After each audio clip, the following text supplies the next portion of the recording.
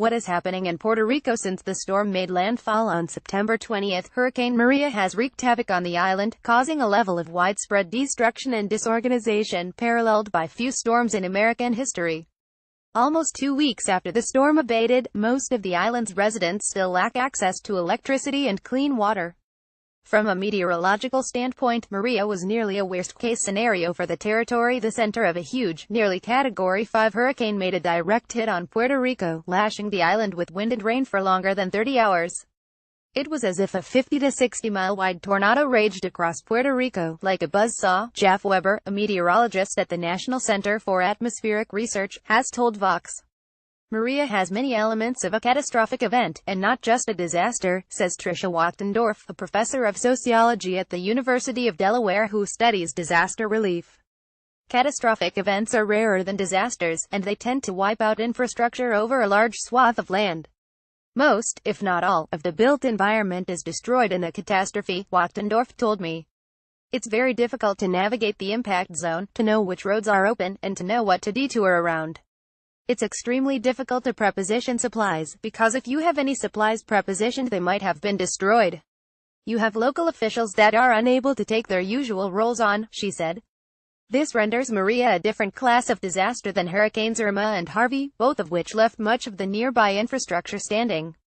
In both storms, supplies that were positioned inland or in Atlanta were still available after the storms had passed.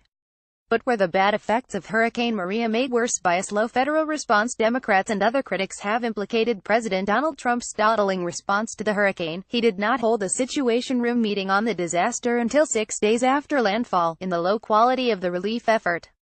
The president's tendency to take criticisms of the effort personally has not seemed to help either. Are these criticisms fair, and how should we even understand the Puerto Rico disaster to help get a handle on the storm? I put together a timeline of the major events in Puerto Rico before and after Hurricane Maria made landfall. It follows below, and I'll keep it updated in the days to come. I'll say straight out there are a few obvious gaps in the federal response in the timeline. But it does make it clear that the speed and scale of the initial Maria relief effort pales next to other recent campaigns. After a magnitude 7 earthquake struck Haiti in 2010, President Obama ordered a massive military and civilian response. As the Washington Post describes, 8,000 troops were bound for the island within 2 days, 22,000 troops and 33 ships had arrived within 2 weeks. And 5 days after the quake struck, former Presidents George W. Bush and Bill Clinton joined Obama at the White House to announce the Haiti Fund, a multi-million-dollar philanthropic appeal for the foreign country. By comparison, only about 7,200 military personnel have made it to Puerto Rico 2 weeks after landfall. And while the 5 living former presidents added Hurricane Maria to One America appeal, their pre-existing campaign for hurricane relief donations, 5 days after landfall, they have not visited the White House or gone on television. President Trump tweeted about One America appeal once, on the day that Hurricane Irma made landfall, but that was well before Hurricane Maria formed. This speed did not ensure Haiti had a successful recovery, and today the earthquake relief effort is considered a failure. But the precedent suggests that the U.S. military might have responded with greater speed than it did to Maria. Unlike Haiti, Puerto Rico is a U.S. territory. Unlike an earthquake, a hurricane is predictable.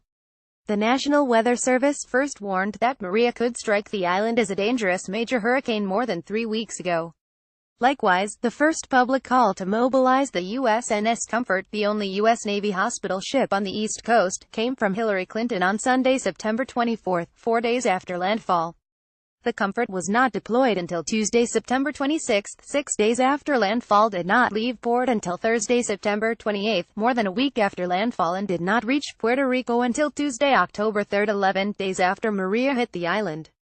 A Pentagon official has told The Washington Post that the Navy considered sending the Comfort before the storm, but decided Puerto Rican ports could not immediately handle a ship that large.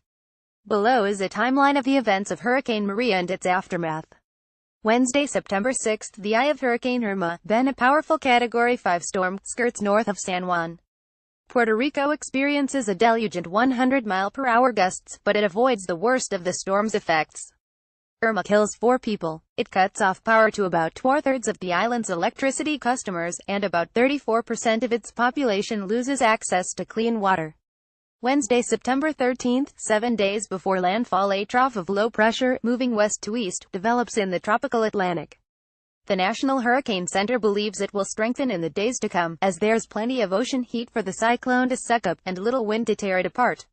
Saturday, September 16, 4 days before landfall, the trough is still in the open ocean, several hundred miles east of the Caribbean's windward islands. But it has begun to form convective bands around its center, and its central pressure has continued to fall. The National Hurricane Center anticipates that it will become some kind of tropical storm. Starting this season, the NHC is allowed to issue forecasts for tropical cyclones even if they haven't yet formed, by allotting them a number and warning of a potential tropical cyclone. At 11 a.m., the center dubs the storm potential tropical cyclone 15 and issues its first forecast discussion. By 5 p.m., the trough has strengthened into a tropical storm, with estimated 50-mile-per-hour winds. The National Weather Service names a tropical storm Maria. John Congelosi, the hurricane specialist on duty, warns that Maria could also affect the British and U.S. Virgin Islands and Puerto Rico by midweek as a dangerous major hurricane. Sunday, September 17, 3 days before landfall, the National Hurricane Center continues to watch Maria, issuing forecasts throughout the day. In the afternoon, an Air Force Hurricane Hunter flies into the storm and records 75-mile-per-hour wind speeds. At 5 p.m., the National Weather Service announces that the storm is now a hurricane. Maria is likely to affect Puerto Rico as a dangerous major hurricane, warns the center. In official graphics, it suggests that the storm will make landfall near midday on Wednesday, September 20th. Monday, September 18th, 2 days before landfall at 5 a.m., the National Weather Service issues the first hurricane watch for Puerto Rico. It slightly bumps up the time of the storm's landfall, predicting a Wednesday morning arrival in Puerto Rico. The storm's maximum wind speed is 90 miles per hour. Over the course of the day, Hurricane Maria undergoes some of the quickest rapid intensification ever measured. At 5 p.m., the National Weather Service issues a hurricane warning for the entirety of Puerto Rico. Maria is developing the dreaded pinhole eye, writes Jack Bevan, a senior hurricane specialist at the NWS. Pinhole eyes are smaller and more robust than usual hurricane eyes, and they suggest that the storm is quickly strengthening. Bevan again warns the storm is an extremely dangerous major hurricane, and adds, it is possible that the hurricane could reach Category 5 status. At 8 p.m., an Air Force Hurricane Hunter plane flies through Maria, recording maximum wind speeds of 160 miles per hour, meaning the hurricane has attained Category 5 strength. An hour later, Maria makes landfall in Dominica, a small island nation of more than 70,000 people. The Prime Minister describes mind-boggling destruction before the communications cut out. Tuesday, September 19, 1 day before landfall, Hurricane Maria fluctuates between Category 4 and Category 5 intensity. It now appears likely that Maria will be at Category 5 intensity when it moves over the U.S. Virgin Islands and Puerto Rico, warns Richard Pass, a senior hurricane specialist with the National Weather Service. Preparations to protect life and property should be rushed to completion. On the eve of landfall, between 60,000 and 80,000 customers who lost power during Irma have still not regained service, according to Bloomberg and Reuters. The Puerto Rican government opens 500 schools and other buildings as shelters. The New York Times reports that 2,756 people relocate to a shelter. Locals tell the paper that they expect the central government will lose contact with residents for 3 days after landfall. President Donald Trump posts his first tweets about the storm. Puerto Rico being hit hard by new monster hurricane. Be careful, our hearts are with you, we'll be there to help, he says. In a press release, the Pentagon outlines how it's preparing for the storm. About 500 National Guard members are being called up in Puerto Rico, and 820 will be stationed in the U.S. Virgin Islands. The Air National Guard will keep 2 Black Hawk helicopters and 3 C-130 transport planes in the area to assist with immediate response. Wednesday, September 20th, landfall. Hurricane Maria makes landfall just south of Yabucoa Harbor in Puerto Rico at 6:15 a.m. The National Weather Service observes maximum sustained winds of 155 miles per hour, making Maria the first Category 4 cyclone to hit the island since 1932. The storm is almost Category 5, defined as any tropical storm with winds 157 miles per hour or higher. Parts of Puerto Rico see 30 inches of rain in one day, equal to the amount that Houston received over 3 days during Hurricane Harvey. The winds cause tornado-like damage over a swath of the island. They're strong enough to destroy the National Weather Service's observing sensors in the territory, forcing meteorologists to measure the storm entirely by satellite. The storm knocks out power to the entire island. Much of the island's population, including swaths of San Juan, cannot access clean water without electrical power. Local officials warn that some towns see 80 to 90% of their structures destroyed. Thursday, September 21st, one day after landfall in the morning, rain from the storm continues to deluge Puerto Rico, and the National Weather Service warns of catastrophic flooding in the territory's mountainous interior. Informal estimates put the storm's death toll on the island at 10. Ricardo Ramos, the chief executive of Puerto Rico's public power utility, tells CNN that its entire electrical infrastructure has been destroyed. President Trump tells reporters that Puerto Rico is obliterated, after meeting with the president of Ukraine at the United Nations in New York. He says rebuilding will begin with great gusto. Their electrical grid is destroyed, Trump says, according to the New York Times. It wasn't in good shape to start off with, but their electrical grid is totally destroyed. And so many other things. President Trump issues a state of emergency for Puerto Rico. He calls local officials on the island and pledges to help. The Washington Post reports that night, he travels to his golf club in New Jersey for the weekend. Friday, September 22nd, 2 days after landfall, Puerto Rican officials warned that restoring power to the island could take 6 to 8 months. The airport in San Juan reopens to military traffic, according to the U.S. Army Corps of Engineers. President Trump meets with a handful of cabinet officials to discuss his new entry ban, which restricts citizens of 8 countries from entering the United States.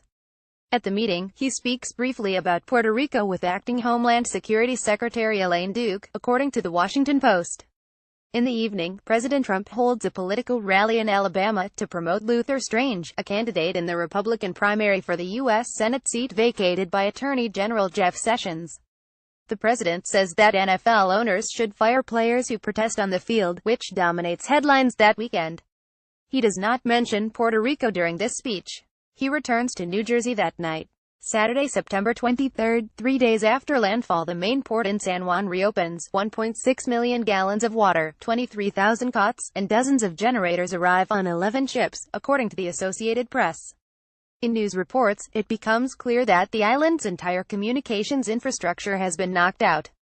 85% of the island's 1,600 cell towers don't work, and neither do the vast majority of internet and telephone lines, the AP reports. The Puerto Rican government warns that Oaxaca Dam, in the territory's northwest, could fail at any moment after getting walloped by the storm. It begins evacuating the 70,000 people who live nearby. The 90-year-old dam had not been inspected since 2013. Sunday, September 24th, 4 days after landfall, Vice President Mike Pence talks on the phone with Jennifer González-Colón, Puerto Rico's non-voting representative in the House of Representatives. It is the only reported communication between a Puerto Rican leader and the president or vice president during the weekend. In a tweet, Hillary Clinton calls on the President and Defense Secretary James Mattis to send the U.S. Navy, including the hospital ship USNS Comfort, to Puerto Rico immediately. These are American citizens, she says. Monday, September 25th, 5 days after landfall, the first Trump administration officials visit Puerto Rico to survey the damage. They include Brock Long, the administrator of the Federal Emergency Management Agency, and Tom Bossert, a Homeland Security advisor. They return to Washington that night. We need to prevent a humanitarian crisis occurring in America. Puerto Rico is part of the United States. We need to take swift action, Puerto Rican Governor Ricardo Rossello tells CNN. The Pentagon issues its first written update entirely about the effort in Puerto Rico. It says 2,600 Department of Defense employees are in the territory or the U.S. Virgin Islands. 8 members of the House of Representatives write to President Trump, asking him to waive the Jones Act for ports in Puerto Rico for 1 year. The Jones Act is a 1920 law that requires ships carrying goods between U.S. ports to fly the American flag, which means they must abide by U.S. laws. It also requires these ships to be built in the United States and owned and operated by American citizens. The government temporarily waived the Jones Act with little fanfare for ports along the Gulf Coast after Hurricanes Harvey and Irma struck. At 8:45 p.m., the president tweets about Puerto Rico for the first time since the storm made landfall. The Washington Post reports that he had just come from dinner with conservative leaders in Congress. Texas, Florida are doing great, but Puerto Rico, which was already suffering from broken infrastructure, massive debt, is in deep trouble, he says in a series of posts. Its sick-old electrical grid, which was in terrible shape, was devastated. Much of the island was destroyed, with billions of dollars owed to Wall Street and the banks, which, sadly, must be dealt with. food, water and medical are top priorities, and doing well. Tuesday, September 26, 6 days after landfall, 44% of Puerto Rico's population, or 1.53 million people, lack access to drinking water, the Pentagon says. Power remains out across most of the island. 15% of the island's 69 hospitals are open. 8 airports and 8 seaports are open across Puerto Rico, though some are only operating during the day. Trump holds his first coordinating meeting in the Situation Room about the response in Puerto Rico, according to a Washington Post report. He talks to Governor Rossello again, and talks to Congresswoman González-Colón for the first time.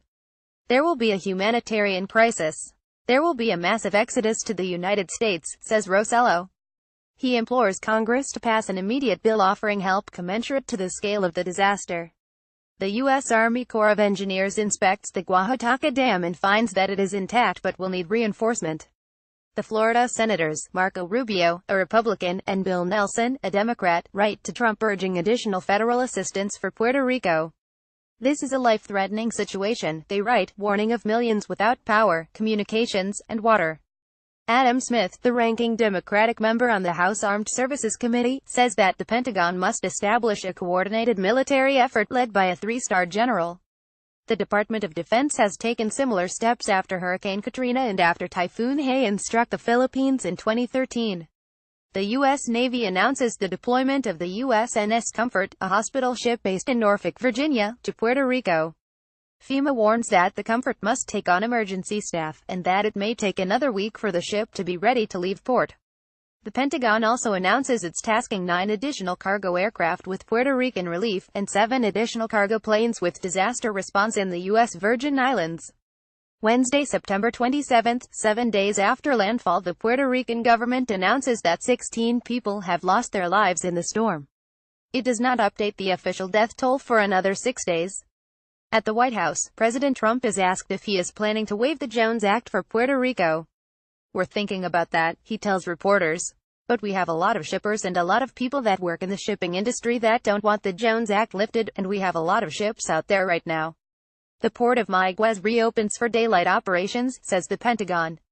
Thursday, September 28, 8 days after landfall, the death toll from Hurricane Maria is likely far higher than what has been declared, report the Miami Herald and the Center for Investigative Journalism. Omaya Sosa Pascual, a reporter with the center, contacts the few functioning hospitals and morgues and finds dozens more fatalities than the widely reported figure of 16. 70% of Puerto Rico's hospitals are not functioning, the Herald also reports. Official death tolls do not account for patients who have already died from not receiving dialysis or oxygen. President Trump waives the Jones Act for 10 days, allowing ships not flying the U.S. flag to access the island's ports. More than 10,000 shipping containers full of food and supplies lay stranded in the port of San Juan, reports CNN. They can't be shipped to the island's interior due to a lack of fuel, labor, and working roads. Governor Rossello says that only about 20% of Puerto Rico's truckers have been able to work. Speaking at the White House, acting DHS Secretary Elaine Duke tells reporters she is very satisfied with the Puerto Rico response. "I know it is really a good news story in terms of our ability to reach people and the limited number of deaths that have taken place in such a devastating hurricane," she says. The Department of Defense charges Jeffrey Buchanan, a 3-star general with the U.S. Army, with leading the U.S. military's response in Puerto Rico. He arrives on the island the same day. The military estimates 160 million meals will be needed over the next 30 days. It didn't require a 3-star general 8 days ago, says Bossert, Trump's Homeland Security advisor, explaining why no military leader had been appointed before. The USNS Comfort departs its base in Norfolk, Virginia. CNN reports that the hospital ship is expected to arrive in the middle of next week. Friday, September 29, 9 days after landfall, FEMA offers a different assessment of the island's 69 hospitals. 1 is fully operational, 55 are partially operational, 5 are closed, and the status of 8 is as yet unknown, it says in a statement. The Department of Defense also says it's operating 10 regional supply distribution centers across the territory, which supply food, water, and other commodities. Carmen Yulín Cruz, the mayor of San Juan, responds to acting DHS Secretary Duke saying the response is a good news story. "Well, maybe from where she's standing, it's a good news story," Cruz tells CNN. "When you're drinking from a creek, it's not a good news story. When you don't have food for a baby, it's not a good news story. When you have to pull people down from buildings, I'm sorry, that really upsets me and frustrates me. She adds that Duke's comments were not in line with the support the White House has otherwise offered. At a press conference later that day, Cruz tells reporters, "We are dying here. If we don't get the food and the water into the people's hands, we are going to see something close to a genocide." Saturday, September 30th, 10 days after landfall, 55% of Puerto Rico, or about 1.87 million people, don't have clean drinking water, the Pentagon says. This is an increase from numbers provided earlier in the week, meaning that either 300,000 people lost clean water through the week or initial estimates were off. The Pentagon also says that about half of grocery and big box stores have reopened across the territory, as have about 851 gas stations. President Trump grabs onto Mayor Cruz's criticism from the day before. He tweets about the politics of Puerto Rico more than half a dozen times, criticizing her and accusing the press of attacking first responders and the military. The mayor of San Juan, who was very complimentary only a few days ago, has now been told by the Democrats that "you must be nasty to Trump," he writes. Such poor leadership ability by the mayor of San Juan, and others in Puerto Rico, who are not able to get their workers to help. They want everything to be done for them when it should be a community effort. 10,000 federal workers now on island doing a fantastic job. Sunday, October 1st, 11 days after landfall, more than 1,000 service members arrive on the island, boosting its number of Pentagon personnel from 4,600 to about 6,400, the Department of Defense says. About 8,800 people are in refugee shelters, says Governor Rosello in a news conference. He also tells reporters that 36% of Puerto Ricans have regained cell service. The federal government will boost the number of regional supply distribution centers from 11 to 25 or more, he also says. President Trump continues tweeting about the success of the recovery effort. "We have done a great job with the almost impossible situation in Puerto Rico. Outside of the fake news or politically motivated ingrates, people are now starting to recognize the amazing work that has been done by FEMA and our great military," he says in 2 posts. He also seems to imply that all buildings across the island have now been inspected for safety, a claim repeated by no other federal agency. Monday, October 2nd, 12 days after landfall, Hector Pesquera, Puerto Rico's Secretary of Public Safety, admits to the Center for Investigative Journalism that death tolls are likely much higher than official estimates. "I believe there are more dead, but I don't have reports telling me, for example, 8 died in Mayagüez because they lacked oxygen, that 4 died in San Pablo because they did not receive dialysis," he says. The Defense Department reports that 7,200 military personnel are working on the island. But the Pentagon revises down its estimate of reopened gas stations, saying more than 759 of 1,120 are selling gas again. It does not provide a reason for the change. It also reports that about 65% of grocery and big box stores are open. About 12% of cell towers on the island are operational again, says the Federal Communications Commission. Puerto Rican officials estimate that only about 40% of residents have any kind of internet or cell service. Tuesday, October 3rd, 13 days after landfall, President Trump visits Puerto Rico for the first time since Maria made landfall. During the visit, he tosses relief supplies, including paper towels and toilet paper, into a crowd of onlookers. "I hate to tell you, Puerto Rico, but you've thrown our budget a little out of whack," he says at a news conference with the territory's leaders. "That's fine. We saved a lot of lives." He also compares Maria favorably to Hurricane Katrina. "Every death is a horror, but if you look at a real catastrophe like Katrina, and you look at the tremendous hundreds and hundreds and hundreds of people that died, and you look at what happened here and what is your death count, 16 people, versus in the thousands," he says, "you can be very proud." The comment is factually incorrect in several ways, as my colleague David Graham notes. After his visit, Governor Rosello issues the first update to the island's official death toll in 6 days.